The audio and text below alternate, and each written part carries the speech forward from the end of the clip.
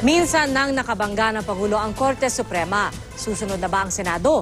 Matapang kasi ang sagot ng Senate Blue Ribbon Subcommittee sa pahayag ng Pangulo na kumpletuhin na ang investigasyon sa Vice Presidente. Saksi si Jam Cesante. Kasuhan yung dapat kasuhan, i-absuelto yung wala. Tapos balik tayo sa lahat ng kailangan gawin. Ang pahayag na ito ng Pangulo kahapon kaugnay sa investigasyon ng Senado kay Vice President Jejomar Binay, hindi nagustuhan ni Senador Coco Pimentel, chairman ng Blue Ribbon Subcommittee. Hindi raw dapat makialam ang Pangulo sa investigasyon ng Senado. Paano raw kung may iniimbestigahang Department Secretary o malapit sa Pangulo? Sasabihan din ba niya ang Senado na madaliin o ipatigil ang investigasyon? Mapanganib daw ni President ito. Pwede raw itong ipakahulugang pakikialam ng Pangulo sa isang kapantay na sangay ng gobyerno tulad ng Senado. Alegasyong dati na ring ibinato sa Pangulo, kasunod ng iringan niya at ng Korte Suprema kaugnay naman sa Disbursement Acceleration Program. Pero paglilinaw kahapon pa ng Pangulo, I would have to respect the co-equal branch. No? But at the same time, the request is does it have to be in drips and drabs?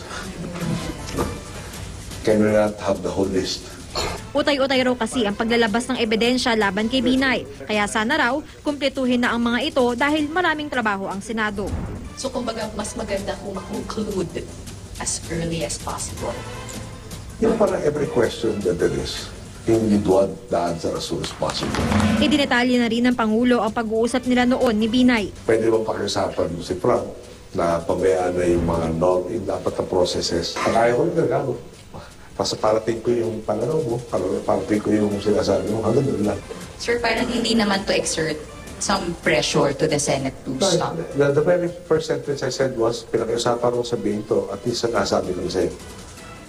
Hanggang doon lang. 11 pagdinig na ang ikinasa ng Senado para imbestigahan ng umano'y mga overpriced na proyekto ng Makati sa ilalim ni nooy Mayor Binay at ang mga tagong yaman umano ng pamilya Binay. Pero sabi ni Senador Antonio Trillanes IV, hanggang April o May 2015 pa ang mga pagdinig dahil marami pa raw anomalyang ibubunyag. Sinisi naman ni Senador Alan Peter Cayetano ang hindi pagharap ni Binay sa pagtagal ng pagdinig.